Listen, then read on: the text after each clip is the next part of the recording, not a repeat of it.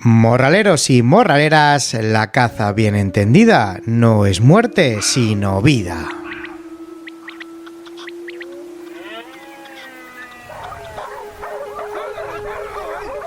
El morral del cazador.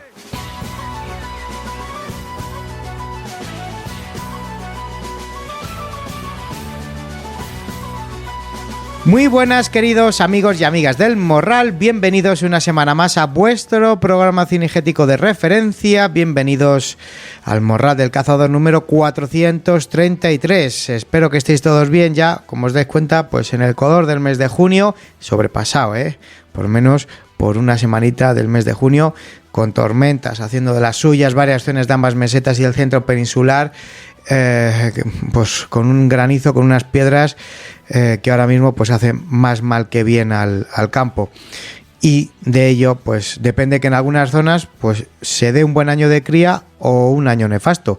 Habrá que ir viendo a medida que pasa el verano cómo se van viendo las polladas y de qué manera les ha afectado, pero ya sabemos lo que supone el granizo para un gazapo, para un lebrato, para un perdigón o para una pequeña codorniz. Así que bueno, esperemos que el daño haya sido el mínimo. Y dicho esto, ¿qué os he preparado para el programa de hoy? Bueno, pues en primer lugar nos iremos a conocer lo que nos tiene deparado el tiempo con Jorge Rey para estos próximos días. Después nos iremos al resumen de noticias y para cerrar, pues como todas las semanas, la tertulia morralera. Hoy tenemos por delante una tertulia de las que nos van a hacer reflexionar, estoy seguro, de las que nos hacen darnos cuenta de que en los últimos 50 años la caza ha cambiado. De que la caza ha cambiado mucho, de que los cazadores hemos cambiado, hemos evolucionado, que nos hemos adaptado, somos más conservacionistas, no se caza por los mismos motivos en la mayoría de los casos que se cazaba a lo mejor hace 50 años, y hemos sabido ver lo que necesitaba el campo y la naturaleza en cada momento. Pero quizás no todas las derivadas de las que depende la caza y el campo han corrido la misma suerte. Por eso hoy en el Morral contamos con un hombre de campo, cazador, veterinario, pues siempre vinculado al mundo de los perros, en especial al perdigoro de Burgos, como es José Manuel Saz-Timón, con el que vamos a hablar de la evolución de la caza. Bueno, pues desde hace 50 años, desde que él empezó a cazar, nos va a hablar de sus experiencias, tanto cazador como gestor, de qué manera ha evolucionado todo, de qué manera los anticaza, los falsos ecologistas, han conseguido hacerse camino en la sociedad y en la administración, tergiversando el significado de nuestra afición y de todo lo que tenga que ver con ella. Así que, como veis, un tema súper interesante. Vamos a hacer un repaso general a la evolución de la caza y todo lo que la rodea en los últimos 50-60 años, que sirve de ejemplo para los cazadores nuevos y sirve de recordatorio para todos los que estén rondando los 50-60 años hacia arriba. Así que, como veis, tenemos por delante un gran morral con una gran tertulia.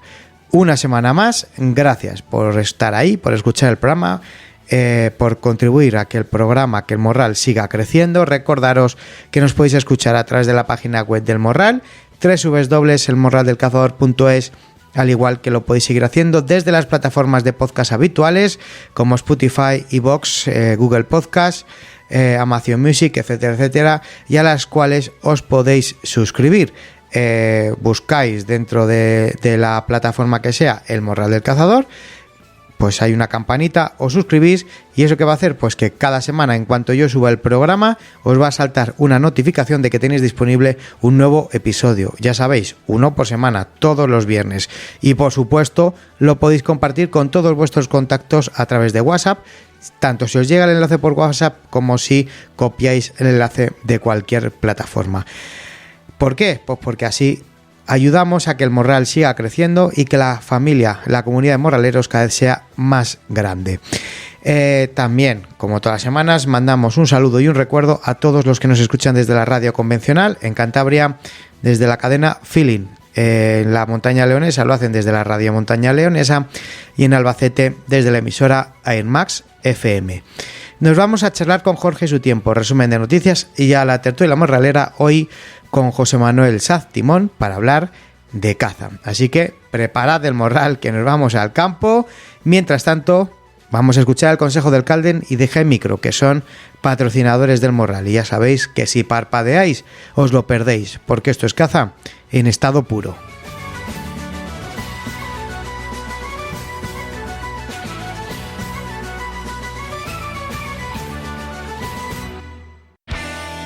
Equípate con la tecnología más avanzada de la mano de G-Micro y su distribuidor oficial en España, el Calden Outdoor. Descubre su amplio catálogo de dispositivos de visión térmica y nocturna en el que encontrarás monoculares, binoculares y visores. Garantía de calidad bajo el sello del Calden y con servicio técnico oficial en España.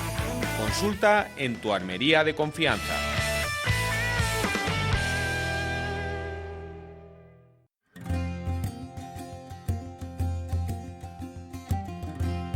El tiempo en el Morral.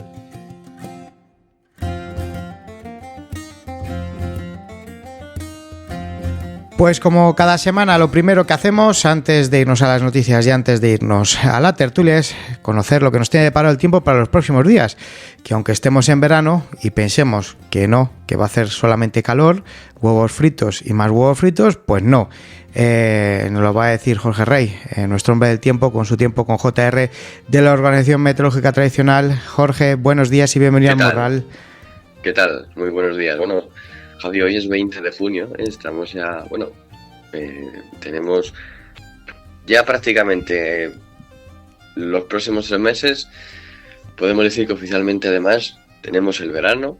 Eso es. Y bueno, también estoy fijándome porque digo, ya 20 de junio, si es que se nos acaba de repente junio otra vez. Se nos acaba junio, se nos acaba la primavera, la semana que viene entra el verano. La semana que viene no, mañana, ¿no? Eso es, sí, no, me confundo, sí. De todas formas, fíjate porque hoy es 20 de junio, como iba diciendo, y efectivamente tenemos por delante el verano a partir del 21 de junio, es decir, de mañana a las 2 de la mañana o algo así, y bueno, hasta el 22 de septiembre, que durará. Pero hoy, como iba diciendo, es viernes y San Silvero el mayor día del año entero, así que tenemos ya por delante el mayor día con más luz solar. Y también, y otro refrán que nos diría que por San Silvero cuídate de tomar el sol sin sombrero, desde luego, que una cosa notable es el sol, sí. Algo que, algún día hemos hablado aquí hace algunas semanas, oye, pues a ver el sol, si lo vemos un poquito más, sobre todo aquí en el Cantábrico, sí. En el norte, no en el Cantábrico ya, sino en muchos puntos del norte donde... y también incluso de España ha pasado, ¿no? Durante estos últimos meses que ha habido semanas de mucha lluvia, de mucha borrasca. Y la realidad es que tenemos por delante una semana, hemos tenido una semana en la que la inestabilidad se ha ido aproximando a España y en la que las tormentas, pues por ejemplo ayer jueves ya se notaban, incluso el miércoles empezaban a hacer ya aparición en zonas de montaña, pero... Menudo granizo, menudas piedras en algunas zonas de la meseta, de ambas mesetas, de la norte y de la sur. Sí. Increíble. Sí, no, efectivamente estos calores es esa energía perfecta, ¿no? También para el granizo este fin de semana, hoy viernes, sobre todo, y este fin de semana también, sobre todo lo que es hoy viernes y mañana sábado, tormentas que se centran en áreas del sistema ibérico, en áreas de la mitad este peninsular, en principio sin demasiada fuerza aún, pero sobre todo situándose en zonas más montañosas y, como digo, de la mitad este. El domingo ya se generalizan un poco más, sobre todo en zonas de la mitad norte peninsular, afectando así pues a muchos puntos del Valle del Ebro, zonas de Castilla y León, de Pirineos, cogiendo ya algo de más fuerza estas tormentas. Y realmente, a pesar de ello, las tormentas pues la semana que viene nos seguirán afectando, pero tampoco con demasiada virulencia. Esa es la realidad. De hecho, a partir del miércoles ya esperamos un ambiente mucho más anticiclónico, es decir, que el lunes y el martes pues todavía quedarían restos de algunas tormentas, sobre todo en puntos de Castilla y León. Pero ¿esto qué nos va a dejar? Pues temperaturas realmente muy agradables, pero que acabará dando lugar también a que, en definitiva, la llegada de lo que tenemos estos días, es decir, de borrascas que traen algunas tormentas, ojo, habrá que seguir un poco la evolución y tal, como siempre decimos, a través de mis redes y no sé qué, pero de otras cosas porque en algunos puntos localmente puedan llegar a ser más fuertes de lo normal, ¿no? En algunos puntos ya ha pasado, como has comentado, el tema del granizo y tal, pues es algo que ya se ha estado viendo. Y bueno, según modelos hay muchas variaciones, pero bueno, realmente sí que se ve un final en definitiva bueno, de este mes de junio, ¿no? Que pueda dejar también ya poco a poco la entrada de algo de viento de norte que empieza a ser señal también de la llegada, en definitiva, de borrascas, abrir ahí un paso a borrascas que de cara al próximo mes de julio sí que sean aún más peligrosas, ¿no? Con más virulencia, también con esa peligrosidad del granizo y en definitiva, ¿por qué? Pues por la llegada de inestabilidad mezclada con Altas pues este temperaturas. calor que estamos teniendo, esta energía acumulada que está creándose. Bueno, pues habrá que ir viendo de cara al principio de julio, que ya iremos charlando, nos lo irás contando, pero es lo que nos vienes diciendo desde hace ya tiempo, que para julio pues venía el ambiente revuelto. Así que nada, lo iremos viendo, te seguiremos siguiendo en todas tus redes sociales, tu canal de WhatsApp, tu canal de YouTube, donde pues haces todas esas predicciones y sobre todo al día a día, actualizadas. Así que nada, ahí te seguimos. Eso es. Pues nada, oye, a disfrutar estos próximos días que suben las temperaturas, también en el norte, que como he dicho antes, en algunos sitios se quejan, pues bueno, también suben en el norte y nada, estamos aquí dentro de 7 días, Javi. Eso es, hasta dentro de 7 días, Jorge, un abrazo grande.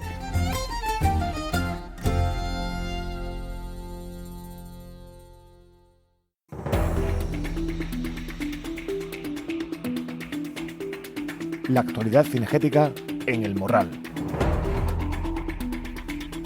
Y tras charlar con Jorge y adelantarnos el tiempo que vamos a tener de momento veraniego durante este mes de junio, para las próximas semanas vamos a las noticias, lo más importante que ha ocurrido en el sector durante esta semana, y es que podemos leer que la Generalidad Valenciana aplica la sentencia de su Tribunal Superior de Justicia y acaba con otra modalidad de caza tradicional. En Alicante, Medio Ambiente acata la sentencia del Tribunal Superior de Justicia de la Comunidad Valenciana y prohíbe la caza nocturna de aves acuáticas en los humedales del sur de Alicante.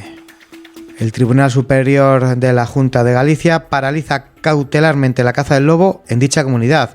El tribunal ha suspendido cautelarmente el régimen de gestión del lobo propuesto por la Xunta para la temporada 24-25 al considerar que su aplicación podría poner en peligro la viabilidad de sus poblaciones. Increíble el poder que tienen estos animalistas, es increíble, que además, como decimos, están en las administraciones y es algo que vamos a hablar luego con José Manuel Sactimón. Fallece Pedro Acedo, delegado provincial de la Federación Andaluza de Caza en Málaga. La Federación Andaluza de Caza lamenta profundamente la pérdida de Pedro, pieza clave de su estructura durante 14 años y figura irrepetible de la caza social malagueña. Y desde el Morral nos sumamos a ese pésame tanto a los amigos como a familiares de Pedro. Andalucía declara la emergencia cinegética del conejo y autoriza su caza por daños en cultivos agrícolas y, como decimos, activa medidas excepcionales en decenas de municipios de Granada, Jaén, Málaga y Sevilla para la temporada 2025-2026, incluyendo control con armas, hurones y llaves de cetrería. Andalucía vuelve a autorizar los visores térmicos y nocturnos para cazar el jabalí en espera por la emergencia cinegética. La Junta de Andalucía renueva la emergencia cinegética por jabalíes, pero la Federación Andaluza de Caza critica la medida por insuficiente. Coturnis, el proyecto científico español del seguimiento de la codorniz más avanzado, ya es un ejemplo para toda Europa. El proyecto Coturnis, impulsado por el sector cinegético español, se ha consolidado como el mayor estudio sobre la codorniz en Europa. Su innovadora metodología de seguimiento específico ha despertado el interés de países como Italia, Francia o Croacia para adoptarla, y es algo que trataremos en breves aquí con los dinamizadores y con los anilladores del proyecto Coturnis en toda España y en la FACE, en la Federación Europea de Caza, para que nos cuenten cómo este proyecto se va a implantar también en Europa gracias al ejemplo que da España. El animalismo acaba con otra tradición de la cultura rural de Salamanca. El cerdo de la Alberca vivirá en un santuario y no se rifará.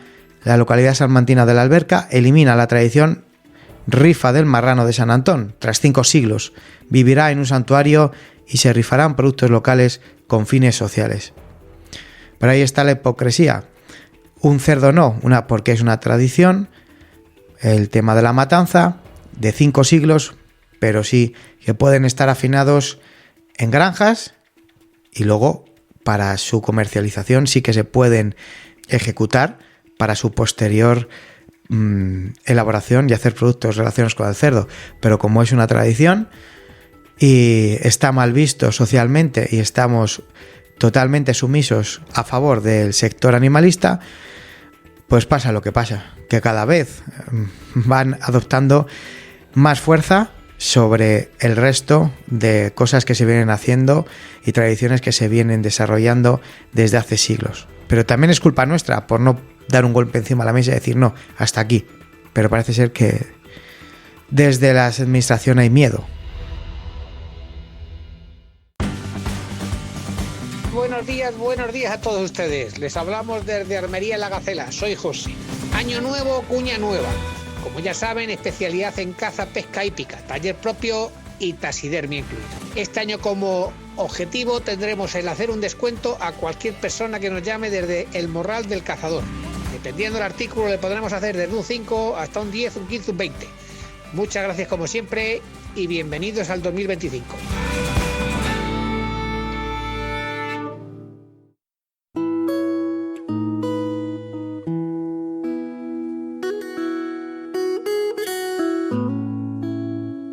La tertulia morralera.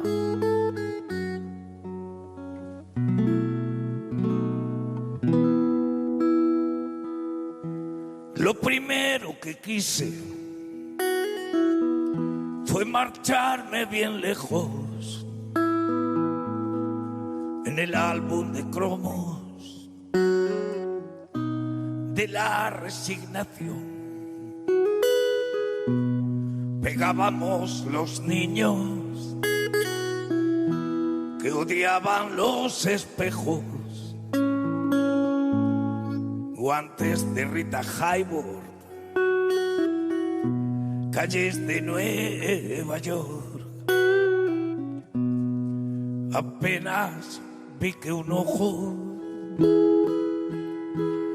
Bueno, morraleros, vamos a por la charla de hoy, vamos a por una tertulia más y menuda tertulia nos espera por delante. Ya sabéis que en el Morral pues nos gusta hablar tanto con cazadores que representan el relevo generacional, con cazadores a los que les toca tirar del carro en estos momentos en los que la caza necesita ser tratada desde el punto de vista de la conservación, y que también nos gusta, bueno, pues hablar con cazadores con años de experiencia a sus espaldas para que nos recuerden lo que tuvieron que trabajar y luchar ellos y cómo han vivido esa transformación que ha sufrido la caza y el sector durante los últimos 50 años. Gracias a Dios disponemos de muchísimos libros, de verdaderas obras de arte en las que desde hace siglos ha quedado plasmado cómo ha evolucionado la caza, pero también es deber nuestro, es deber del Morral dejarlo aquí plasmado, y por ello hoy pues nos acompaña todo pues un referente en el sector de la caza y en el mundo del perro, en especial en el mundo del perdiguero de Burgos, veterinario, gestor cinegético, cazador y amante de los animales. José Manuel Sactimón, bienvenido de nuevo a tu casa, ¿cómo estás? Bien, empezando con los cazadores que siempre al principio de verano parece que son mayores, pero no, son menores que los que van a venir. Bueno, es lo que toca, ¿no? Lo que hablábamos antes, al final en junio pues ya sabemos que empieza a apretar el calor y que luego tenemos esos 2 meses como son julio y agosto y muchas veces también septiembre, que ya se alargan mucho los veranos, en los que toca pues llevar agua fresquita siempre encima. Sí. Los primeros días de adaptación son los peores. Bueno, para el que no te conozca, vamos a presentarte un poquito antes de entrar en materia, y es que pues José Manuel es licenciado en veterinario por la Universidad Complutense de Madrid, especialista en genética de poblaciones y mejora ganadera. Su carrera ha girado en torno pues a los trabajos genéticos con perros de razas caninas españolas. También ha trabajado con muchos clubes y asociaciones de criadores de estas razas. Es juez canino internacional. Ha trabajado como conferenciante y autor de artículos en varios países de Europa y americanos. Ha criado con su conocido afijo el Tudal, magníficos ejemplares de los perdigueros de Burgos, de bracos alemanes. También dentro del mundo del periodismo, propietario de la famosa revista Vientos y Rastro y director de la revista Perros de Caza y de las publicaciones cinegéticas del Grupo V, y ha editado el que se considera como pionero irrepetible vídeo Adiestre usted a su perro de caza, con libros como El Mastín Español, El Perdiguero de Burgos en el 2002 y recientemente El verdadero origen del caballo criollo, de los caballos de España en la colonización americana, presentado este año en Buenos Aires. José Manuel, ¿cuántos perros han pasado por tus manos? Pues vamos a ver, por hacer un cálculo rápido. Mira, perdigueros que yo haya visto para aprobarlos o desecharlos para la cría, en la labor de selección que hace la asociación, llevamos 2000 y pico en el registro genealógico, pues 2000 y pico perros, más los de otras asociaciones que habré visto, más los míos propios, más otros 500 o 600 bracos alemanes que habré criado. No sé. Madre mía. 4.000 perros o 5.000 perros, más los que he juzgado en pruebas de trabajo, no lo sé. Más los mastines, más los de razas españolas, muchos.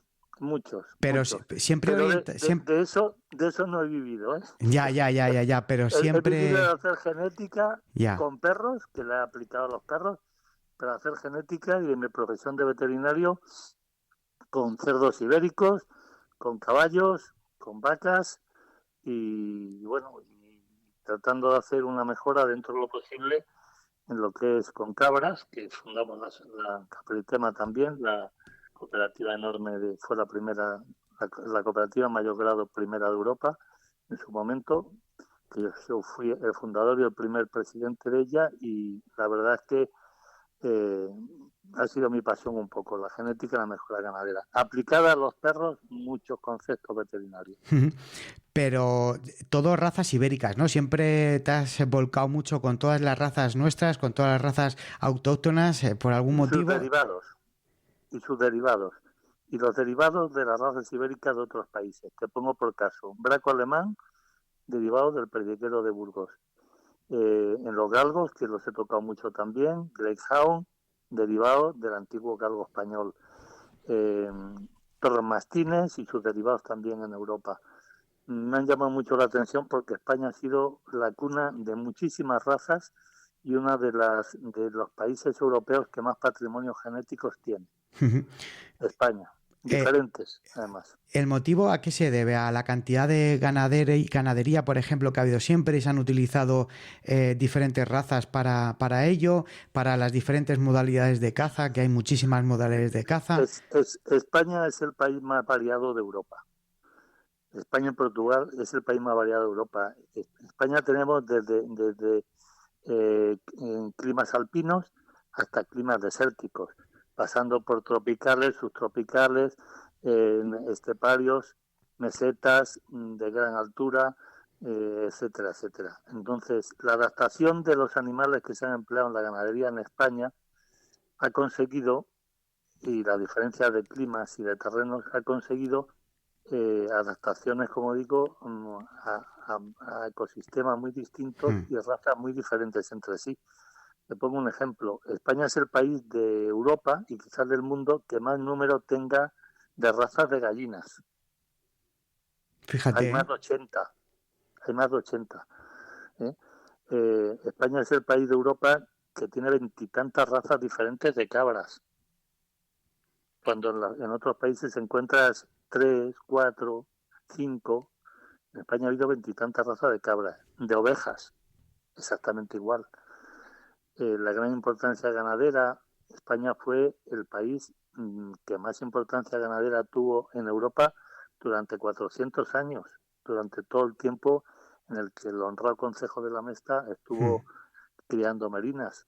Para que os hagáis una idea, por cada habitante en España en el siglo XVI había 3 merinos, 3 ovejas por habitante.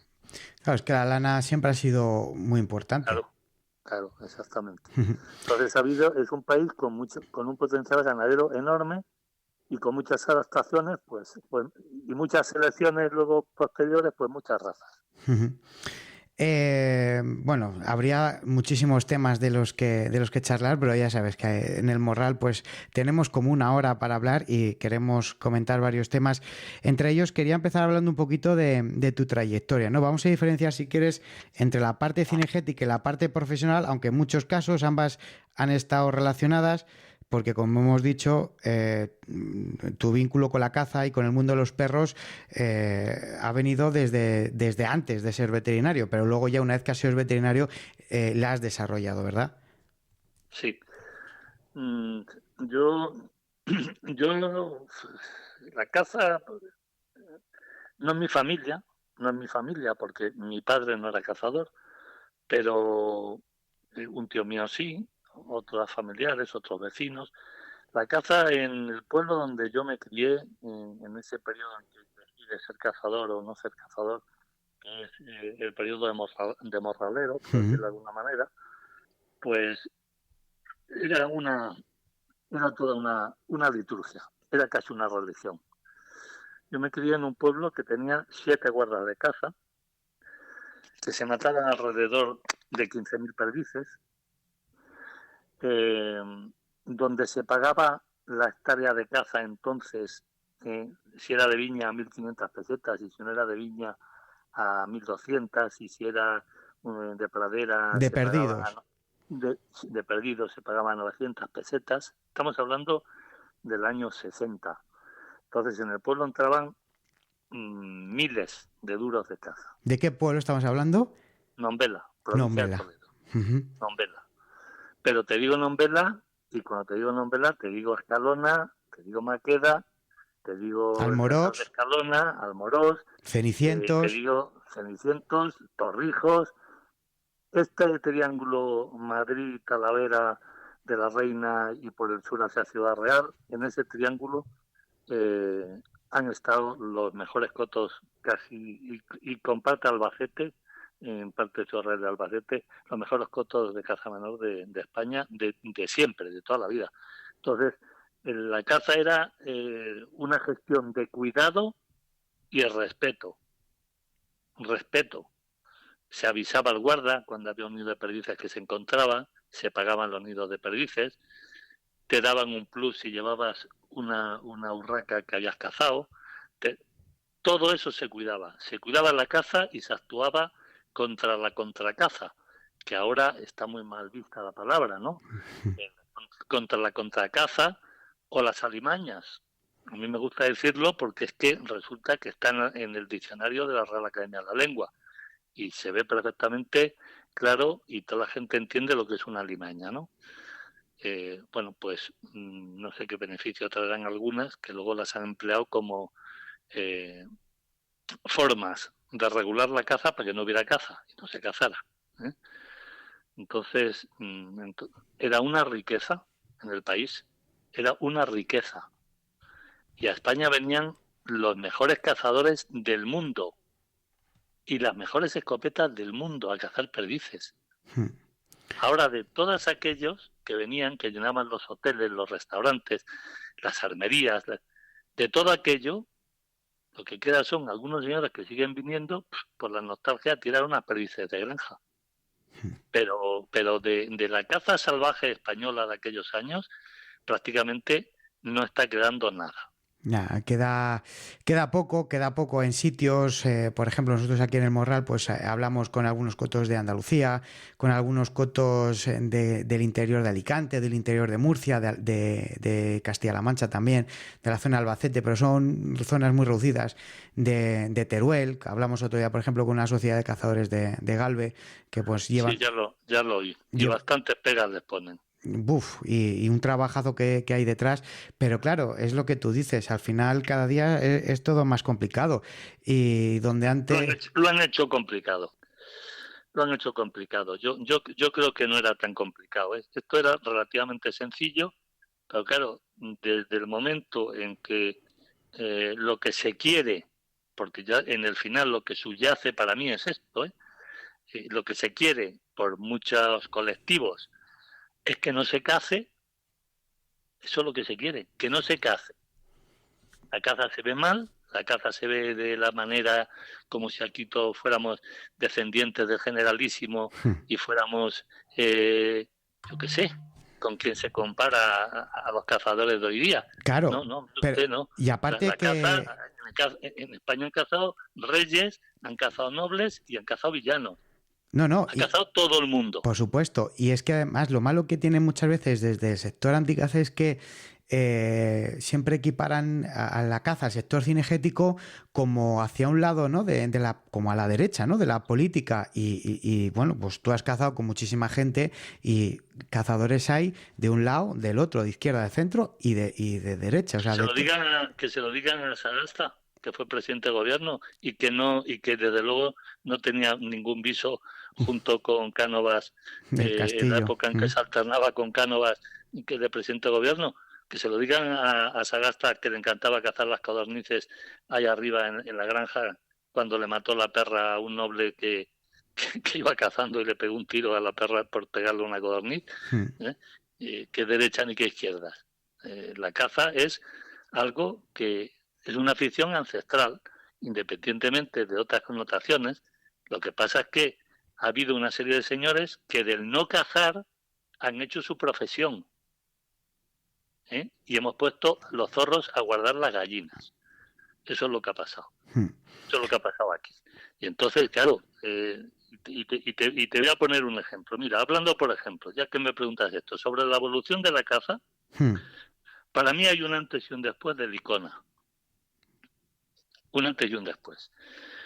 El Instituto de Conservación de la Naturaleza, que parece que es que en aquellas épocas no se hacía nada, o que es que estaba todo manga por hombro, pues había tanta o más caza que ahora.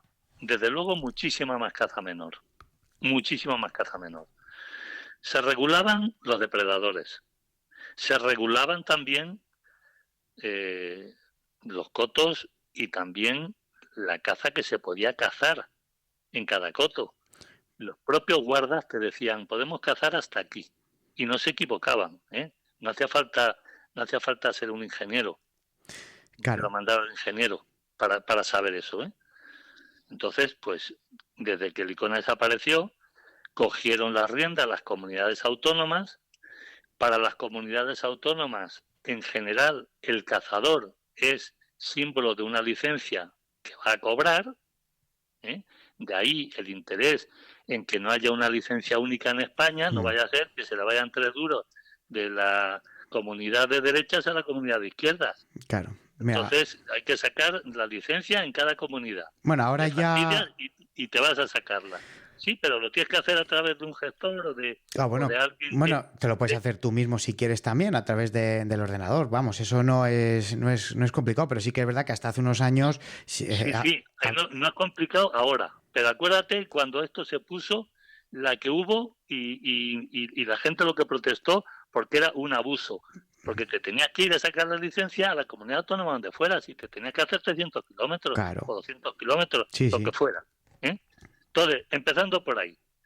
Luego, suprimen los consejos regionales de caza que existían y en ellos había personas de criterios muy loables y muy competentes, donde se decía más o menos por las zonas de caza cuándo se podía empezar a cazar, cuándo se cerraba la veda o cuándo se abría la veda. Los consejos regionales de caza, que siempre en el boletín oficial del Estado decía cuando se previa consulta al consejo provincial de caza y tal, pues no, lo suprimen de un plumazo. ¿Y a quién meten a dirigir la caza? A señores que en muchas ocasiones... No han pisado el campo en su vida. No digo en todas, en muchas ocasiones no han pisado el campo. Y meten a tecnócratas y a burócratas. Lo llenan de gente... De asesores que no tienen ni idea. Que además muchos de ellos, porque me consta, no les gusta la caza, no son aficionados a la caza, entonces no podemos esperar nada bueno de eso. De todas formas, fíjate que hablabas tú hace un momento de toda esa labor, ¿no?, que hacían los guardas, de cuando se abría, cuando se cerraba, pues ese control de depredadores que había. Yo creo que falta comentar 3 aspectos. Uno, que la escopeta nunca es la culpable, como nos hacen sentir los animalistas, que la escopeta acaba con la caza.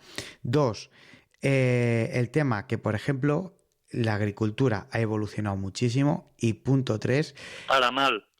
Para mal. Y el Ministerio de Agricultura y los organismos que tienen en su responsabilidad la autorización de muchos fitosanitarios, resulta que ahora mismo tenemos una polémica, los compañeros veterinarios, Sí. con el propio ministerio, con respecto al tema de que no nos dejan recetar ciertos antibióticos, que es un control que has hecho una carrera como si fueras a ser un delincuente. No le puedes poner una penicilina a ciertos animales, las cosas que iban bien ya las han quitado para équidos y ahora solamente valen para ovejas. Lo de la oveja ya no lo puedes parasitar con lo que desparasitabas antiguamente también. A las vacas. Las vacas, el Ibomec, pongo por caso. Bueno, pues resulta que te exigen eso. Pero luego, para que un señor agricultor llegue, eche los herbicidas y los pesticidas que le dé la gana en la máquina y lo eche al campo, más o menos que nadie le controla la cantidad de kilos por hectárea que va a echar, para eso no necesitas ningún tipo de autorización. Vas, lo compras y lo echas. Entonces, ¿a qué estamos jugando aquí? Hay muchísimos fitosanitarios que envenenan el campo. Porque yo lo he analizado, no hablo por oídas, lo he analizado perdices.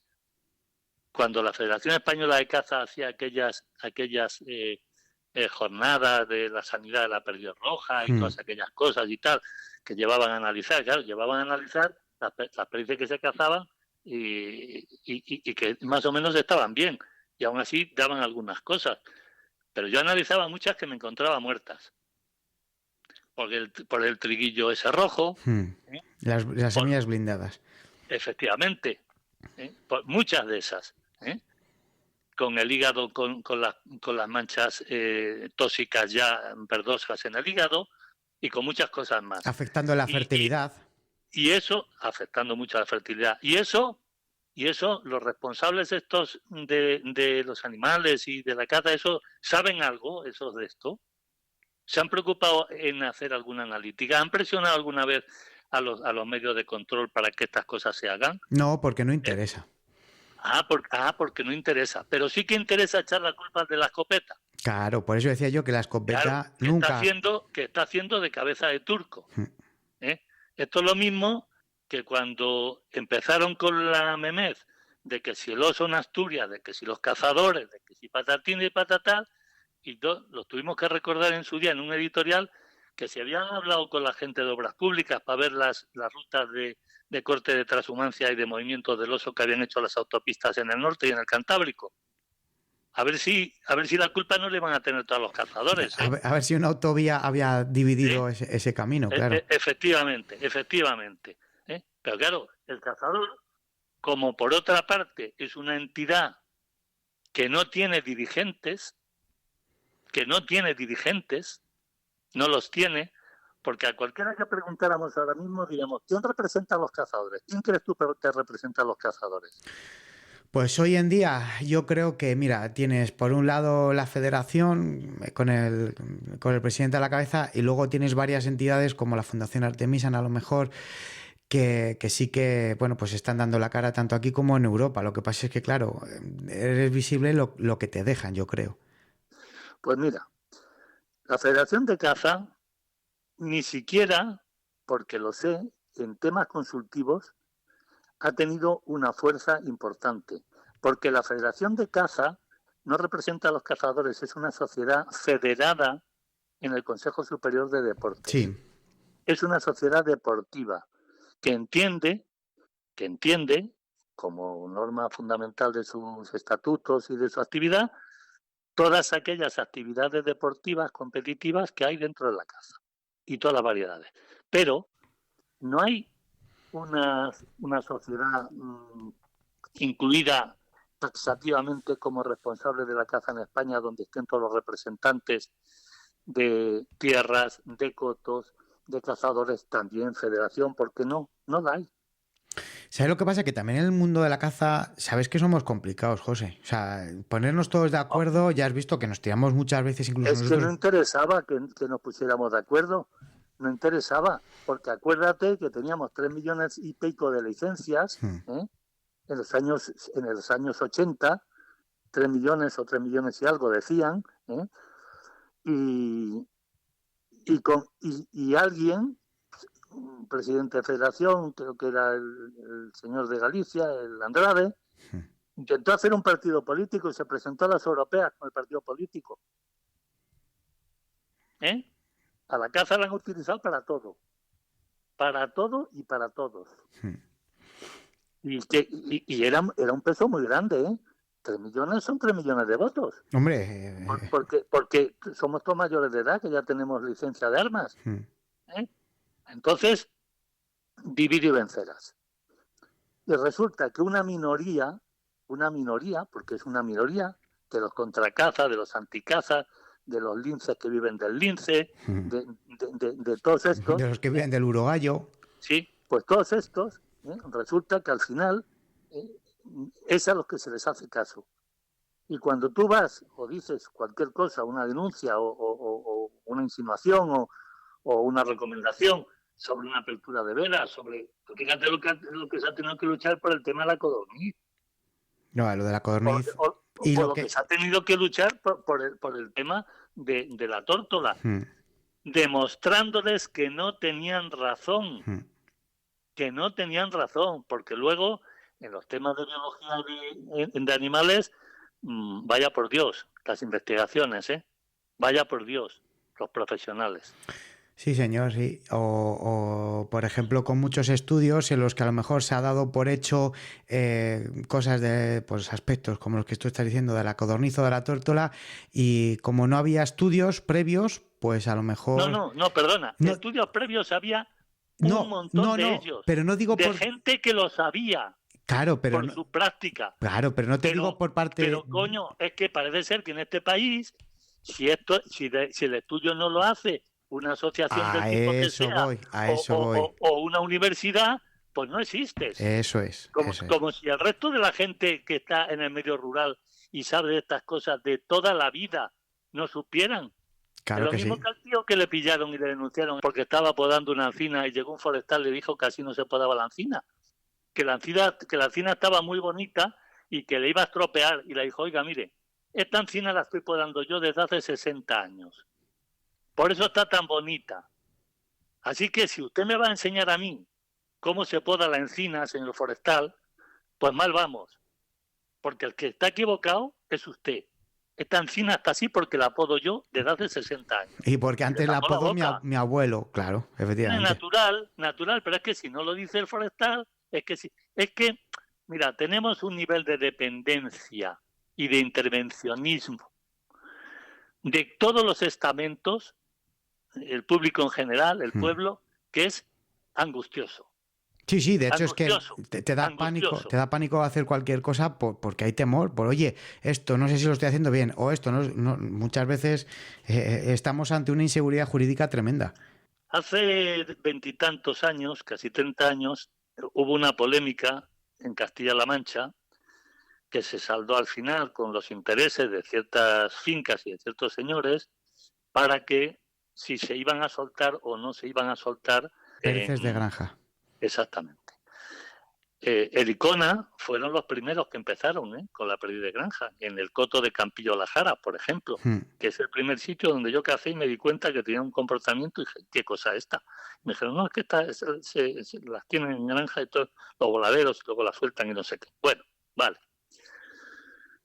Bueno, pues mira, esto ha habido un antes y un después, porque las fincas buenas vivían de 4 patas y tenían 4 patas para vivir. La ganadería, la agricultura, el forestal y la caza. La agricultura vive de las subvenciones, porque la cebada y el secano vale lo mismo que hace 30 años. El gasoil ha subido, imagínate, los fertilizantes que te voy a contar. O sea que si no fuera por las subvenciones, poner hoy día cereal en España no sería rentable antieconómico. Sí. Vale. La ganadería, ¿qué tenemos todos? Vacas. ¿Por qué? Porque no hay pastores, porque no hay gente que cuide ganado, porque había en todas las fincas ovejas o cabras. Ya no, porque un pastor valía mucho, la seguridad social, todas las cosas que yo lo entiendo, que está bien, Pero claro, como el cordero sigue valiendo lo mismo y llega Navidad, y para que no suba el IPC para el año que viene, los señores del gobierno te traen cordero y autorizan la importación de cordero de otros sitios, para que no suba en España, pues ya está. Porque es uno de los indicadores que está metido en el IPC. La carne de cordero, el pollo, los huevos, todo eso. ¿Vale? ¿Qué queda? Forestal. Vamos, que no se te ocurra ni cortar un rosal, ¿eh? Que no se te ocurra ni cortar un rosal. No vaya a ser que ¿cuántos forestales hay en España en este momento? Pues no tengo ni idea, la verdad. ¿Está forestalmente hablando España mejor que hace 40 años? No, en absoluto. No. Y te lo demuestra una cosa. Tú vete por los cauces de los ríos. Ya bueno. sé que van a decir que eso es de Confederación Hidrográficas. Otros que tal bailan. Dejaos de la mano de Dios, sí, claro. Vete por los cauces de los ríos. Mira lo que pasó con la Dana en el Barranco del Pollo. Petó de que el agua que venía, que traía el agua. Cañas, maleza, arbustos, cosas de árbol, claro. Todo lo que arrastró, que era lo que traía. Sí, mira, no te dejan tocar nada. Te nace un arbolucho en un arroyo que lo quieres quitar porque ese arroyo no tuvo arbolucho nunca y tiene una fuente cerca y tiene tiene 1,5 metros de altura y lo vas a quitar y como venga el forestal te ha denunciado. ¿Y las zarzas? Tú no puedes tocar una zarza. Claro, o sea, no puedes, está todo precioso. No debes. Como yo digo siempre, porque por poder puedes, pero no debes, porque es que si... España tiene más... Eso de la desertización, me río yo de la desertización de los que lo dicen, que no se lo creen ni ellos. España tiene más masa forestal y más masa arbórea y más masa de monte bajo que en la puta vida. Oye, pero escucha, para eso sí, para tú mantenerlo limpio, no, pero por ejemplo, para poner placas, ahí no importa. O para poner molinos, ahí tampoco importa. Ahí ya puedes arrancar olivos centenarios. Pero es que ya está bien, de demagogia. Claro. Es que ya está bien de engañar al personal, como si la gente fuese tonta. O sea, ¿qué me va a decir usted? Usted compare una foto del campo en su tierra, una foto que hizo a la salida de la procesión de la ermita de su pueblo y se ve el campo. Compare usted la foto de hace 30 años y la de ahora, va a ver lo que se encuentra. Ahora hay más árboles y más maleza que nunca. Mucho. Bueno, también eso es fruto de que antiguamente pues todo el mundo tenía su ganado y el ganado podía entrar en el monte y en el monte... Claro, ¿qué te he dicho? En el monte del ganado? Claro. Y las fincas, ¿ahora quién desbroza? El dueño no, porque también vale dinero y no quiere echar peonías desbrozando. Vienen los incendios. Ya verás este año. Ya verás este año con los incendios. Si cuando se quema un monte tomaran 3 medidas, simplemente 3 medidas. 1, no se urbaniza en 40 años. 2, la madera quemada se nacionaliza. Fíjate que facilito, ¿eh? Tercero, no se puede meter ganado a pastar en otros 20 años. Se acababan la mitad de los incendios en este país. Claro. Si hicieran eso. Pero claro, llega el que quiere cortar, en mi pueblo lo he visto, un matón de robles y le dicen que no, que es que le faltan 10 centímetros a los robles. Después no te preocupes, que los robles se van a cortar, quieras tú o no. Le meten yesca, queman, o los pinos, fenómeno, para el que compra la madera ya la tiene limpia, de polvo y paja. Ya le ha quitado las ramitas, ya le ha quitado las hojitas finas, ya no tiene nada más que coger con la motosierra, quitar lo gordo y los palos para casa. Y 4 o 5, lo que valga, te lo pagan. Entonces... No, tú estás dando las claves, al final es así. ¿Qué estamos hablando aquí? ¿De qué estamos hablando? Lo que pasa es que hay una hipocresía y una falta de conocimientos y un dorar la píldora y decir las cosas y un lenguaje que no entiende nadie. El buenismo. El buenismo. En las fincas de antes, hablando de la evolución de lo que hemos conocido, si no hay madera, si no hay ganadería, si la agricultura, ¿qué vamos a hacer con la caza? ¿Qué vamos a hacer de la finca? Como está en una buena zona y muy emblemática, hay que vivir de la caza.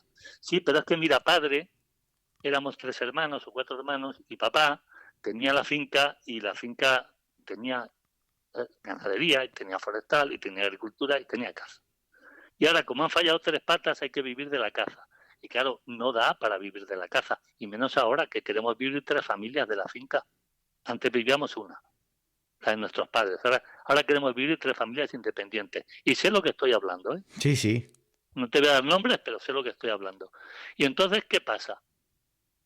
Pues que la finca no da para tanto. Pues la cerramos y damos monterías por 5.000 o 10.000 euros.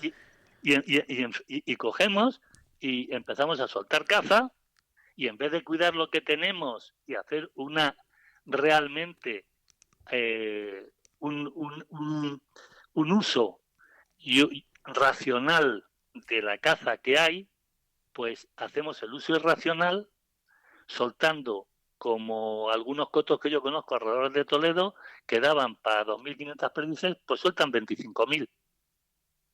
Y ese señor paga los mismos impuestos que el del coto de Illana, por ejemplo, en Cuenca, que conozco muy bien, que no sueltan caza, que lo gestionan ellos, que hacen una gestión magnífica, que están haciendo con la caza todo lo mejor que pueden, que hacen control de depredación.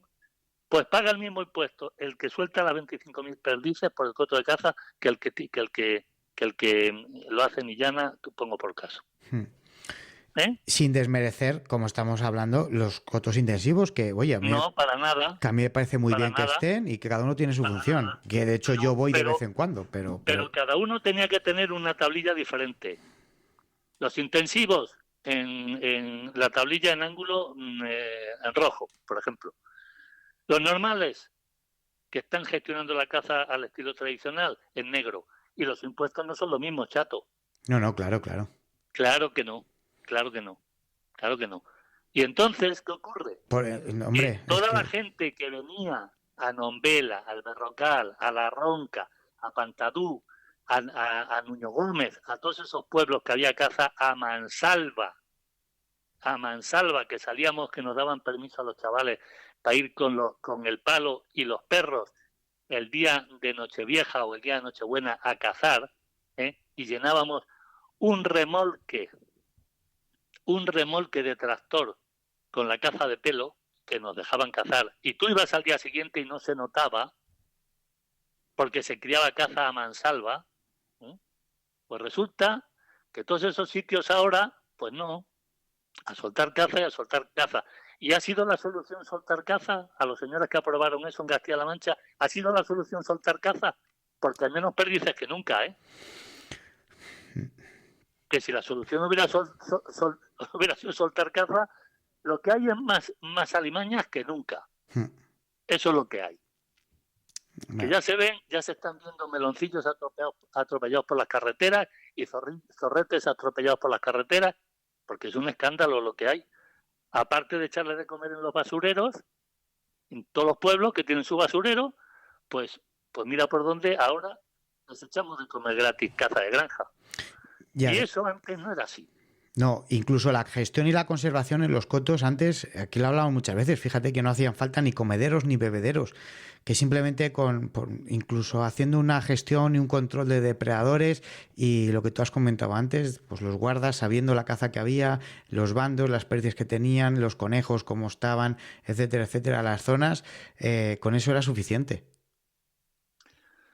Recuerdo una cacería que se dio en la que estaba yo, y se mataron, me acuerdo porque fue Capicúa, 858 perdices. Méntrida.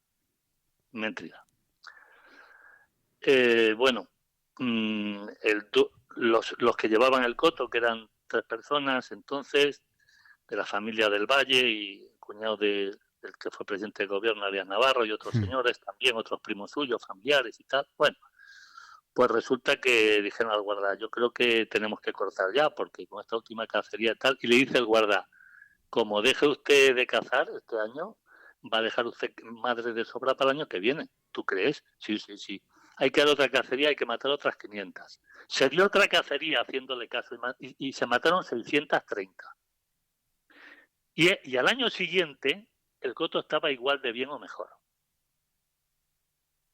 ¿Por qué? Porque los que sabían son los que están allí todo el día. a pie de obra. Y están viendo los bandos, están viendo si crían, están viendo ahora mismo, en estas fechas, ya nos estamos jugando el futuro de la caza menor en España el próximo año. Sí, sí, totalmente. Pues te lo juegas en un mes, ¿eh? En un mes, como te venga estas tormentas que hemos tenido. Efectivamente. Te lo juegas en un mes. Menos mal que este año, pues vamos a ver qué pasa. Hay mucha hierba, Dios quiera que no haya muchos incendios, pero va a haber protección en todos los sitios para los pollos y vamos a ver si por lo menos no aprieta demasiado los calores hasta que llegue el mes de julio y los pollos puedan salir adelante. Pero luego tú cuentas cosas de entonces y de ahora y te tronchas de risa. Cuando parece ser que estamos en la era de las comunicaciones y con unos medios técnicos muchísimo mayores ahora, pues resulta que tú dices ahora, oye, ¿vosotros desparasitáis a las perdices palastenias? Y se te queda la gente así, ¿cómo que palastenias? Sí, palastenias. Nosotros desparasitábamos a las perdices palastenias en los bebederos. Y eso me lo enseñó don Antonio Sáez de Montagut Aritio, que sabía muchísimo de temas de gestión de caza en su finca en Mazarracín y en la finca de su familia. Y ellos fue donde yo vi que desparasitaban para las tenias, se les daba un complejo vitamínico para los pollos cuando cambiaban la pluma y había hecho muchos análisis y habían abierto muchos pollos de perdiz que veían un bando y decían, pero coño, si iban 12 pollos y de pronto van 5, van 6, y encontraban pollos muertos, los guardas, los abrían, abríamos el intestino, lo que te encontraba es que estaban parasitados de tenias hasta arriba. Y entonces empezamos a desparasitar radical. Esa gestión de caza, ¿quién la hace ahora? Nadie. Bueno, sí, las sociedades de cazadores que trabajan y que lo hacen y que miran por ello, pero si no, nadie. Y eso es, mira, fue una de las cosas. La hacen como yo digo, los dolientes. Claro, a los que les duele. Eso es un aspecto que el otro día cuando estuvimos charlando con el presidente de la federación, que él, bueno, pues venía de ser presidente de la Sociedad de Cazadores de su pueblo, o sea, que sabía de lo que estábamos hablando, que las sociedades de cazadores piden esa ayuda muchas veces porque se ven, incluso aquí al Morral nos lo piden muchas veces, oye, tenéis que hablar con sociedades de cazadores que nos cuenten cómo lo hacen, porque la gente quiere hacerlo bien. Incluso lo hacen poniendo dinero de su bolsillo para todo lo que estamos comentando, comederos, bebederos, complejos vitamínicos, antibióticos o lo que fuera, para que, bueno, pues echar en el agua o en la comida, pues por lo que tú estás comentando, José. Eso, para ayudar. Claro, eso sí que es verdad que tenía que haber una entidad como la Federación, y se lo comentamos otro día al presidente, que tiene que volcarse con esas sociedades de cazadores que lo están haciendo también, que necesitan ese apoyo, que necesitan esa ayuda. O sea, tú no dar una subvención o una ayuda a un coto, o si se das a un coto intensivo o a un coto en el que no mira tanto como otros, que tiene una sociedad de cazadores a título personal, pues a intentar ayudarles de alguna forma. Sí, señor, esa es la gestión integral de la caza, que en otras épocas daba lo mismo en el coto que estuvieras, porque el de al lado hacía lo mismo, y el del pueblo de al lado hacía lo mismo, y el de la finca al lado hacía lo mismo. Y entonces te daba igual estar en un pueblo que en otro, porque en caza había en todos, fueras donde fueras. ¿Qué es lo Albacete, Ciudad Real, Toledo, en muchos pueblos, en muchos sitios de Andalucía. ¿Qué es lo que más anhelas de todo aquello de lo que estamos hablando? La pureza de la caza. La pureza de la caza. Mira, hay un mercado enorme para gente que quiere cazar con pureza. Hace años estuve de vacaciones en Escocia y me fijé que aquel día en el aeropuerto de Heathrow estaban llegando gente de muchos países con armas, con escopetas. Me acuerdo que había un hindú también que llegó con su turbantito y un hindú. Bueno, pues con escopetas y tal. Y me encontré a un amigo mío español que iba. Y me encontré con él y le digo, pero bueno, ¿y qué pasa que tantos cazadores? Dice, pues mira, es que se abre la temporada del grouse la semana que viene.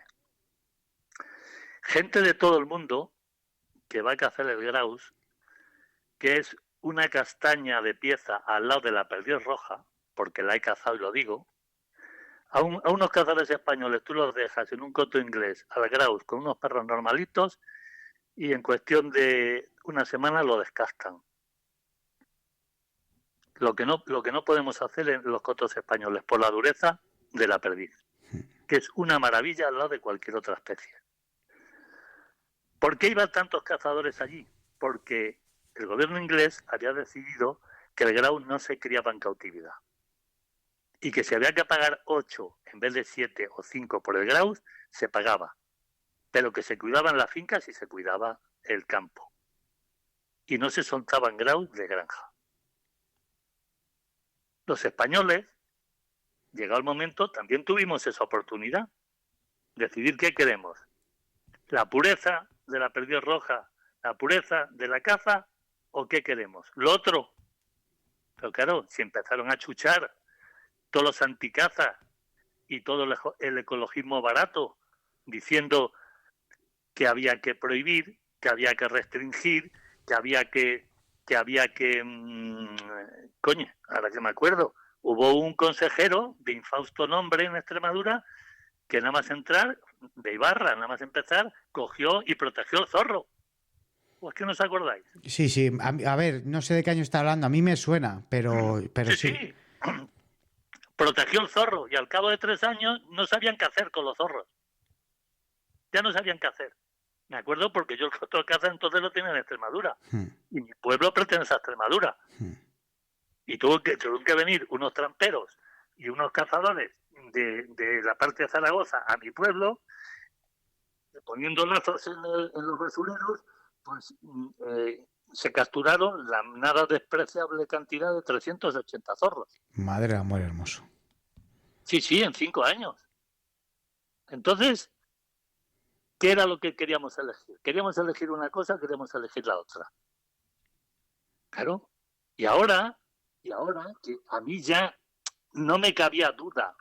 Siempre me cupo algo de duda, pero ya no me cabe duda, porque ya se hace a ojos vista, o sea, no se oculta. Se sueltan linces en sitios donde no los había. ¿Y dónde los sueltan? En un buen coto de caza. Para que coman. Pero le dan de comer los que lo sueltan. No comen de tu finca. Comen de lo que tú has conservado, de lo que tú vas cuidando todos los años. Y eso natural. Como terminaron con la caza en Sevilla la Nueva, en Madrid, cuando descubrieron un nido de águilas reales, o introdujeron unas águilas reales, te estoy hablando de los años 80, pues vamos a por ellos, con las águilas reales, y ahora a prohibir la caza ahí. Hombre, que ya hemos visto muchas cosas, y yo lo que de verdad echo de menos es que los dirigentes, por decirlo de alguna forma, de todo el medio rural y de todo el medio ambiente, fueran un poquito más condescendientes con tradiciones y con gente que sabe hacer las cosas en la caza desde hace muchos años. Claro, y sobre todo que tenga un vínculo con el mundo rural, porque no lo tienen. Que es que yo siempre lo he dicho, la brecha que hay es enorme. No lo tienen, con todo el respeto, que yo voy con todo el respeto digo, Fui un día a sacarme la licencia de Castilla a León a Segovia y me encontré con un tipo en la ventanilla que nada más verle, que era el que expedía la licencia, me dije para mí, este tío no ha estado en el campo en la vida, ni sabe de qué estoy hablando. Y efectivamente, en cuanto le hice un par de preguntas y dije, ¿pero cuánto van a tardar en la licencia? No, esto se tarda 3 días o no sé cuánto, me dijeron. Digo, dar una licencia, me tocó ir otra vez. Cosas de estas, no sé. Y yo creo que la gente del campo ha hecho todos los deberes, ¿eh? ¿Qué deberes no han hecho los de las realas? Bueno. ¿Qué deberes no han hecho los de las realas? ¿Qué si el certificado? ¿Qué si el movimiento de animales? ¿Qué si el transporte de animales? ¿Qué si el remolque o la furgoneta perfectamente equipada? ¿Qué tal, qué cual? Que me parece bien y que los perros tienen que ir con bienestar y tal. ¿Qué no han hecho? ¿Qué? No, todo lo que han querido legislar hemos hecho. El sector cinegético, yo siempre lo he dicho, es el que más se ha adaptado a todas las leyes y somos, yo creo que el colectivo que más regulado estamos, bueno, aparte porque llevamos un arma en la mano, en la mayoría de los casos en los que cazamos, los que no cazan con escopeta, a lo mejor cazan a diente con los perros, pero somos el colectivo que más regulado y más leyes tiene. Mira, el cazador es una licencia a percibir y un colectivo para prohibir. Es el único colectivo, el de la caza, que sale al campo pagando. Sí, pagando una licencia. Sí, sí. Con un derecho que le da su licencia.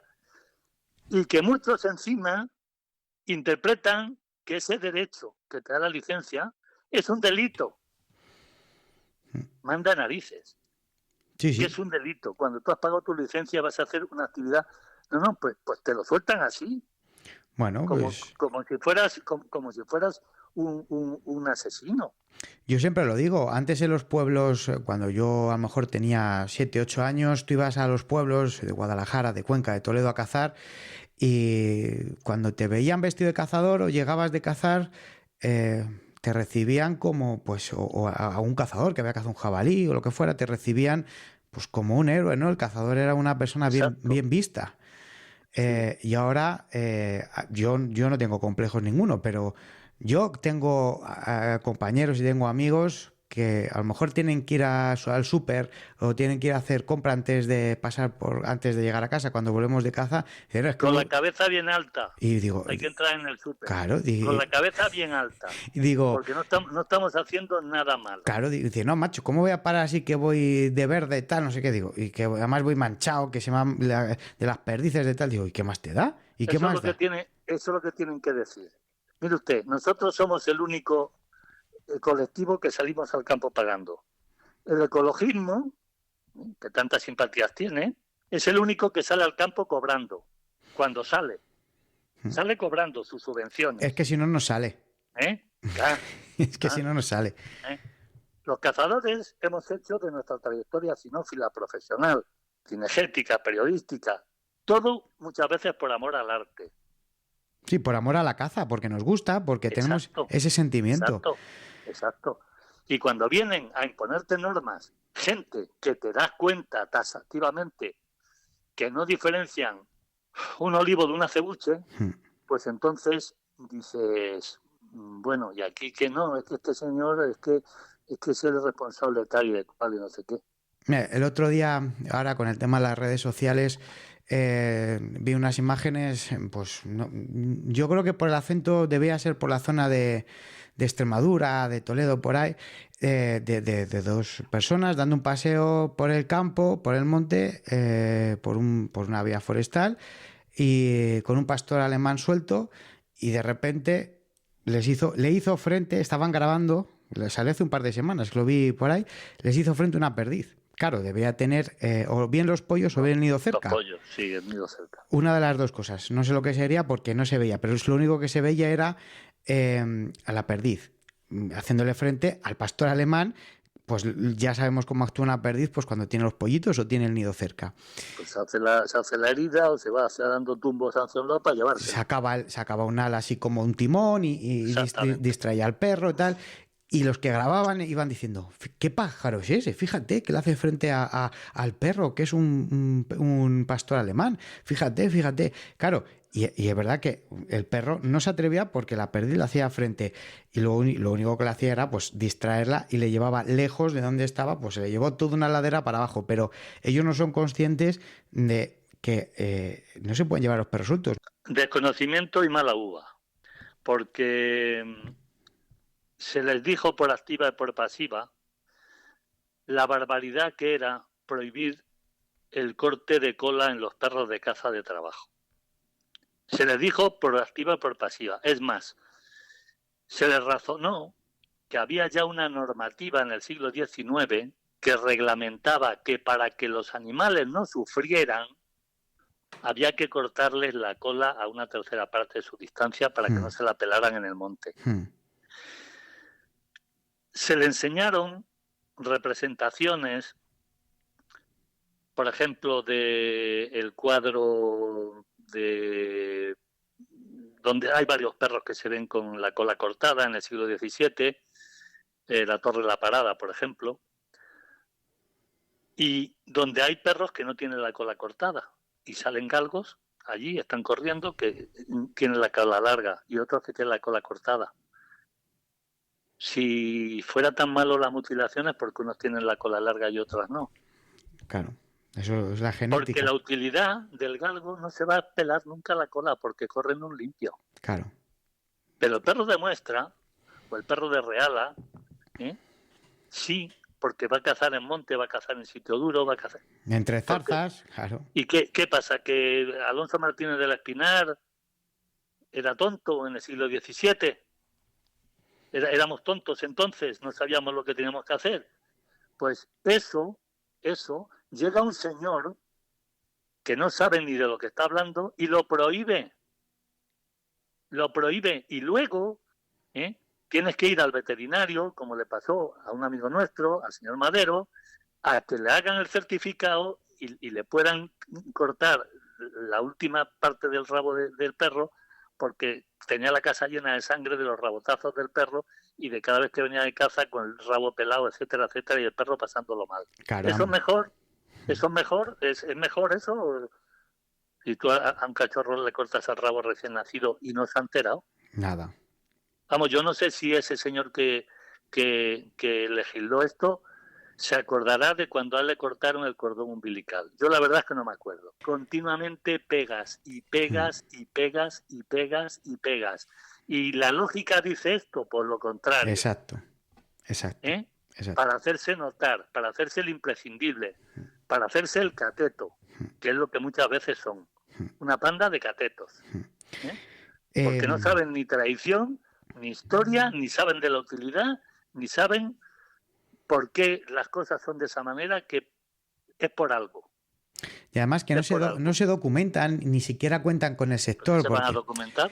No, yo siempre lo digo, oye, claro. Tú vas a redactar una orden de vedas, vas a modificar un tema veterinario relacionado con los perros. Oye, macho, pues ponte en contacto con gente relacionada. Con los dolientes. Con el sector, ¿no? Al final, oye, vas a modificar algo del tema, del transporte de animales, de ganaderos, de algo, oye, pues que menos que hables con los interesados y que te den su punto de vista. Asesórate y date cuenta de que a lo mejor lo que estás haciendo o lo que estás proponiendo o lo que quieres aprobar, pues va a acabar con una especie. Vamos a analizar si estas actitudes le traen mucha riqueza al país. A lo mejor es que lo que interesa es que el país no sea rico, Bueno, tú lo has dicho cuando la gente va a cazar. Vamos a ver. Cuando la gente va a cazar a Escocia. Luego nos rasgamos las vestiduras y decimos, es que la España vaciada, es que no. Pero hombre, si no les dejáis vivir,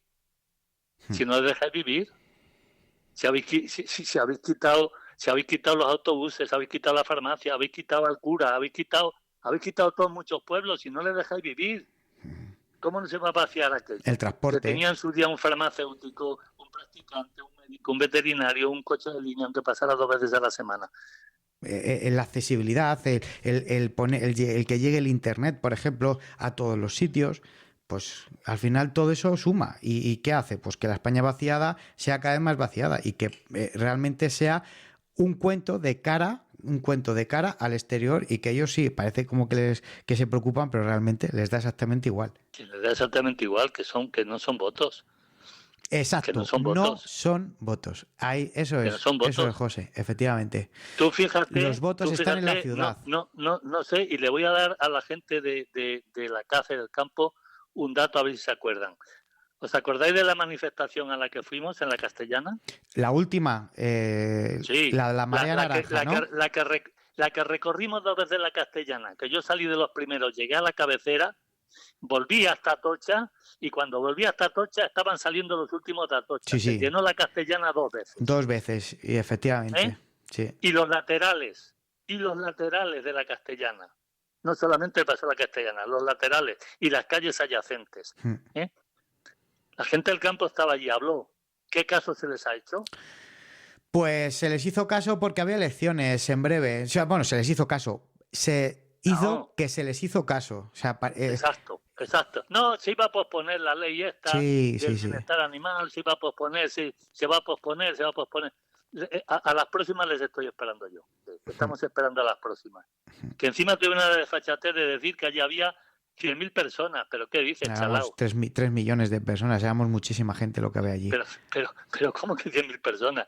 ¿Pero qué está diciendo? Acordaros que es que la memoria es muy laxa. ¿Quién la convocó? Porque no la convocan los sindicatos.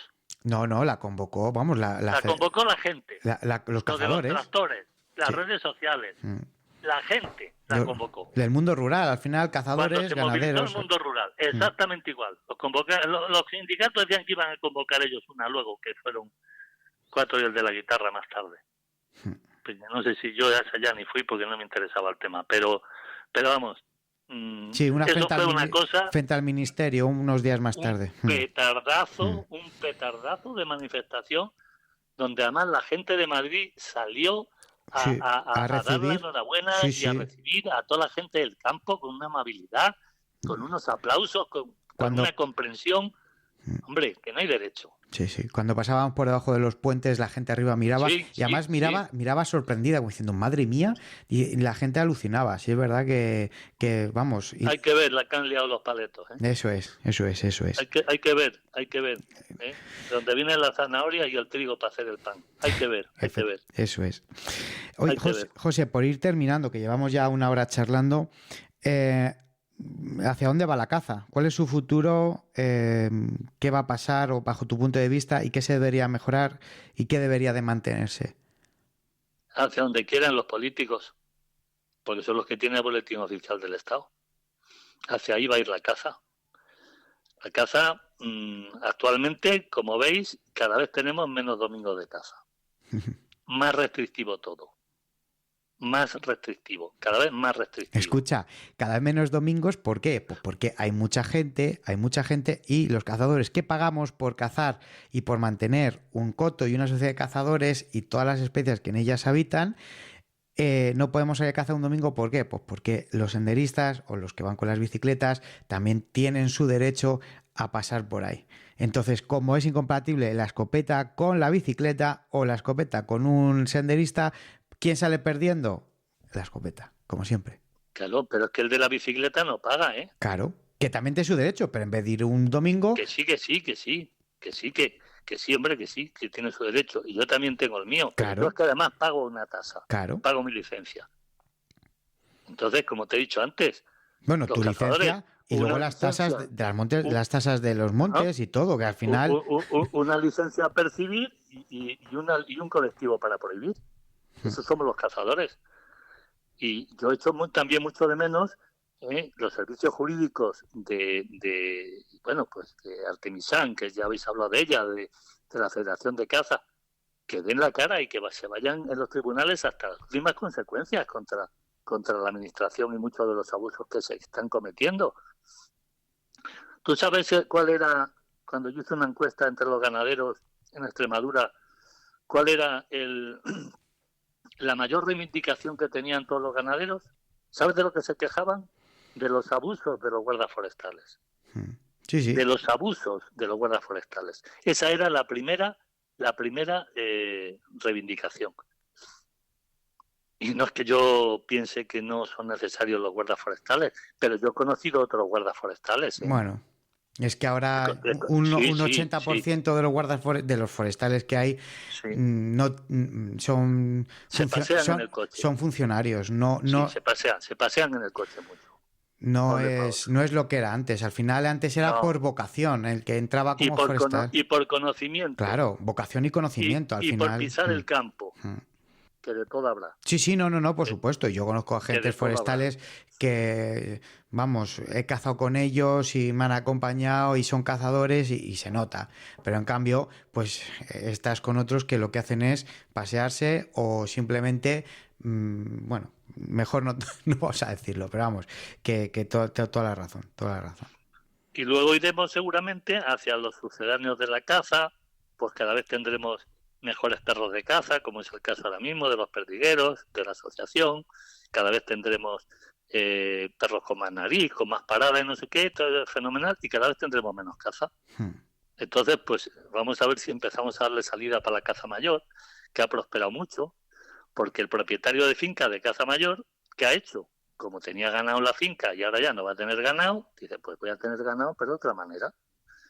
Voy a cerrar la finca, le voy a echar también un poquito de comer, para que las cuernas de esos venados se pongan bonitas y valgan dinero y tal, y voy a tener ganado, pero en vez de tener vacas voy a tener venados y jabalíes. Pero claro, no es lo mismo, por ejemplo, una finca de 300, una finca cerrada de 300, 400 hectáreas a una finca de 5.000 hectáreas, por ejemplo, que eso sí que necesita una gestión. Yo siempre, a ver... Sí, pero es ganadería, ¿eh? Al fin y al cabo ganadería. Porque si no hay pastos, tú echas de comer y tienes que poner medicinas y vitaminas y calcio para los trofeos. Y luego, si hay comida, pues comida suficiente, pero los años que hemos tenido de sequía había que arrimarlas de comer. Es como si tuvieras vacas. Entonces, eso no tienen tantos enemigos, no tienen tantos depredadores. Y claro, ¿qué pasa? Que el productor de caza menor, en las asociaciones se ha quedado como cosa minoritaria. Y el que tiene y el que funciona y el que se ve es el de caza mayor. Sí, la verdad es que hay un vuelco además generacional, ¿no? También, o sea, al final... Entonces tendremos que hacer perros para rastros de sangre. Oye, me parece muy bien. Darles otra utilidad, que no lo hacen mal, ¿eh? No, seguramente. No bueno, de hecho, este año estáis en aniversario, ¿no? En la Asociación del Perdiguero de Burgos. 45 años. 45 años, muy bien. Bueno, pues habrá que hacer una charla con el presidente, que además creo que tenéis nuevo presidente de la Asociación del Perdiguero de Burgos, y que nos cuente un poquito también eso que nos has adelantado de meter a los perdigueros en el rastro, que estoy seguro que lo hacen de maravilla. Hombre, de ahí vinieron. Claro, por eso te digo. De ahí vinieron. En el libro de Perdiguero de Burgos, Perro de Reyes, lo tienes. Sí. Tienes las fotos de todos los cuadros que hay en el siglo XVIII, donde los perros iban con un collar de rastro de sangre, un collar ancho, con su anilla, para que no hiciera ruido, con cuerda, para que no fuera metal contra metal, para que no hiciera ruido, y para llevarlos en el rastro de sangre hacia la pieza herida, que no se levantara y encontrarla por sorpresa. Sí. Y era lo que hacían los perdigueros. Eran magníficos perros de rastro de sangre, claro que sí. Pues ese es un tema que trataremos cuando charlemos en referente a los 45 años de la fundación de la Asociación del Perdiguero de Burgos. José, nos vamos a despedir porque llevamos 1 hora y 10 charlando y la verdad es que se me ha hecho corto. He disfrutado muchísimo escuchándote. Evidencia todo ese cambio, evidencia en qué situación actualmente vivimos, tanto en la caza como en la sociedad en general, como en las entidades, como en la administración. Y realmente yo siento un poco de nostalgia porque yo no he vivido tanto esa época que a lo mejor has vivido tú, que ha vivido mi padre, toda esa época de transición, pero que habéis vivido la época muy buena. Y os escucho con anhelo porque me hubiera gustado vivir esa transición y verlo. Lo que pasa es que, claro, ahora para vosotros esto será todo muy diferente. Eso ya no vuelve. Yo se lo he contado también a mi hijo, a Manuel, y le he dicho que esto no vuelve. Yo me iba de mi casa con el 2 caballos, 2 perdigueros, 2 cajones de cartuchos, mi escopeta a las codornices, a lo libre. Me iba el día 15 de agosto y volvía para la Feria de Talavera, el 20 y tanto de septiembre. A lo libre. Empezaba en la Vega de Boceguillas y terminaba en Cervera, Río Pisuerga, allá arriba. Mira, yo me encontré ya en aquella época gente muy interesada en los temas ecológicos y empezaba todo el movimiento ecologista versus discípulos de Félix Rodríguez de la Fuente. Les decía, venidos conmigo, que os voy a enseñar esto, lo otro, lo que hacemos tal. A pasar calor, a patear campo. Al tercer día no venían. Claro. Al tercer día no venían ya. Así es. José Manuel, un placer el haber charlado contigo y bueno, pues ya sabes dónde tienes tu casa para futuras charlas, por supuesto la del Perdiguero que la tenemos pendiente para un poquito más adelante, pero bueno, pues para cualquier tema o para cualquier, como tú has dicho, cualquier sociedad de cazadores que quiera contar cómo lo hacen, cómo lo gestionan, cómo lo cuidan, que quieran pues servir de ejemplo pues para aquellas sociedades que tienen dudas, pues aquí tienen... Eso es, y si en algo les puedo ayudar, estoy a su completa disposición, gratis. Pues ya lo saben, y nosotros aquí en toda la medida que podamos ayudar, así lo haremos. Un placer, José Manuel Sanz-Timón, hasta la próxima. Igualmente, un abrazo a todos los oyentes. Tan joven y tan viejo, El Morral del Cazador. like a rolling stone. El Caldén Outdoor y HIC Micro, marca líder en dispositivos de visión térmica nocturna, patrocinan El Morral del Cazador.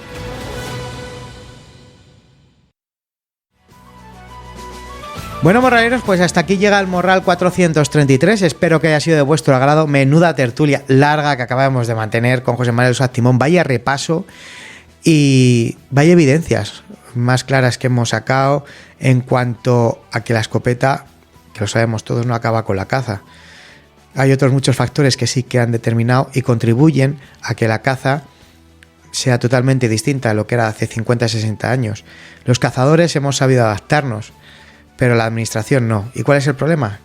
Pues lo que hemos estado hablando, que se legisla desde un sillón, se legisla desde un sofá, se legisla desde una ciudad, contacto cero con el mundo rural y encima pues desde dentro cada vez más presente el sector animalista, el sector anticaza.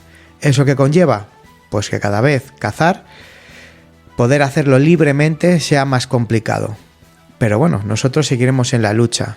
Y por supuesto, pues toda esa evolución que ha sufrido la caza en los últimos 50 años, como ha comentado José Manuel. Los mayores de 50 os habréis sentido identificados. Los menores de 50, aunque hemos oído hablar muchas veces a nuestros mayores de esto, nunca está de más recordarlo y ser conscientes de qué manera ha evolucionado todo y de qué manera era antes y de qué manera es ahora. Así que habrá que reflexionar. Yo os dejo durante 7 días porque el próximo viernes volveremos a estar aquí sin fallar, como todas las semanas, para acercaros la caza, allí donde estéis. Yo me despido, como siempre os digo, mucho cuidado con los desplazamientos, mucho cuidado con las armas y ya sabéis que la caza bien entendida no es muerte, sino vida. ¡Viva la caza!